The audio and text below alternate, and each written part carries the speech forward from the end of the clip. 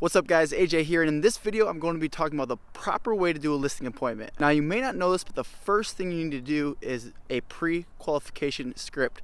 So doing a good listing presentation actually starts before you get there. Now I'm not talking about the pre-qualification script in a sense where you're getting a buyer pre-qualified, of course. The purpose of this script is to call, confirm the appointment, and ask them a series of questions gauging their motivation, what they're hoping to accomplish. It's a list of say 10, 11, 12 questions, and it really helps you prepare for the appointment and positions you as an expert. Imagine if you went to the doctor's office and they didn't have a list of questions for you. If the doctor never asked you anything, how would they know what's wrong, right? How would they know how to find a solution to the reason why you're there? So this is a great positioning tool, and it's a great way for you to also know, are you wasting your time? If they want way more for the property than you think it's worth, well, maybe you cancel that appointment. If they don't want to sell now and they want to sell next year, well, maybe you cancel that appointment. So there's so many benefits to doing a pre-qualification script. Another good practice is sending a pre-listing package. This is essentially your listing presentation mailed with some comps. This does two things. It gives them something to read ahead of time. It allows you not to focus so much time on what you're going to do to market the property, about you. It allows you, while you're at the kitchen table, to just focus on them, their needs, their motivations.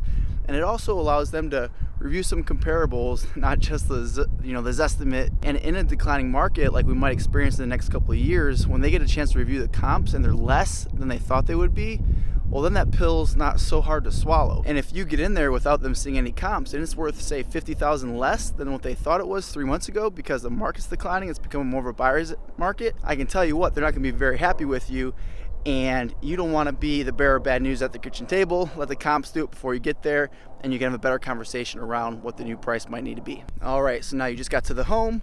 Don't spend too much time doing the home tour. A lot of people like to go meander around the house for an hour, talk about all the little things that they did to make it homey for them. You don't want to waste the time, and you don't want them to re-fall in love with their property.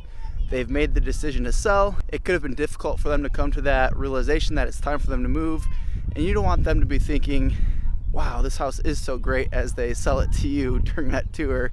Because in their mind, every time they see the new carpet they put in 10 years ago, the price goes up. You don't want that.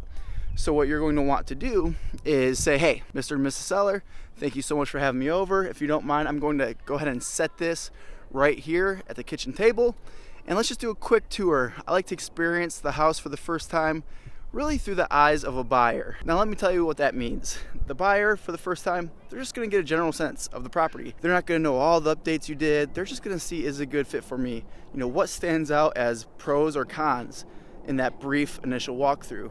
And that's how I wanna experience it for the first time. After you're ready to list your property with me, embedded command, after you're ready to list your property with me, then I'll get a list of all the great things that you did to make this house so great. And we'll include that in our marketing. That essentially enables you to go through the house real quick. That's what you want. Now we're into the actual presentation. You're sitting down back at the kitchen table. The first thing you want to do is re-engage their motivation. You want them always to be remembering during this process, why are they selling the home?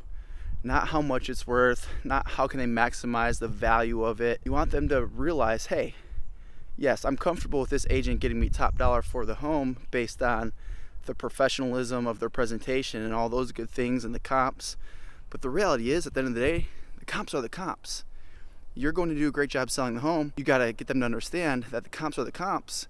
And if it's less than what they had anticipated selling it for, that because you did a good job keeping them in a more emotional state, understanding of why they're selling the house, that's what puts you in a good position to sign that listing agreement at the end of the appointment. I want you to remember this thought process in any sales conversation. Logic makes people think, emotion makes them act. And during the presentation, if all they're doing is thinking, well, at the end of the presentation, they're gonna say, hey, we need a night to think about it. And then tomorrow the next agent's gonna come by and they're gonna list it, and you're not going to get the listing. But if you keep them in the emotional state, you're gonna make them feel comfortable with you, and they should, because you're a great agent, and you'll sign the listing agreement at the end. You'll put them into action. So really the first part of the listing presentation is just reconfirming motivation, asking them where they wanna go again, why that's important to them, how soon would they like to do it. And then you go right into going over the comparables. Don't just explain the comparables to them. get them in participation, get them self-discovering what the home's worth. Now that's the key thing. You can tell somebody something and they can still reject that as a truth, even though it might be their black and white on the comp. So what you're going to want to do is enroll them in the process, ask them questions like, and how many bedrooms and baths is this home? And how many square feet? And have them read it right off the sheet to you. And through the process, they're self-discovering, hey, wow, this house had another bedroom than mine, and it's just down the street. Or hey, that one actually is 1,000 square feet bigger than mine because they have an addition I didn't know about, even though it's just a street over from mine. So they start thinking, okay, this is starting to make a little more sense. And then when you get to the part where it's like, hey, well, what's it worth? Then you can ask, well, hey, based on these 3 sold comparables in the last 2 months, which home do you think yours is most like? And what you're doing is you're allowing them to discover, hey, these are the hard facts. It's not just what this estimate told me. This is what my home's worth. And I'll let you in on a little secret. Hit the subscribe button and like the video for more great content like this. No, but really, if they're thinking their house is worth $500,000, that's like their best case scenario in their head. They're thinking, if I can get $450,000 for it, I'd still be happy. So work on your skills, become a great agent, and don't list properties that are way overpriced and you just got to go back and get a price reduction in 30 days. List them where they'll sell at in 30 days. That's what the client wants. They don't want to stay on the market forever and have all these showings and buyers through their house every single day. They want to sell the house. Going up a hill here, getting a little out of breath while I talk. They just want a quick sale and they want to get full market value. So practice, learn this, and get good at helping them self-discover what the real full market value is. Now lastly, close. I find so many agents do everything right and then at the very end they get soft. They're afraid to ask for the business. The only reasonable result at the end of a great presentation is them signing the contract to list with you.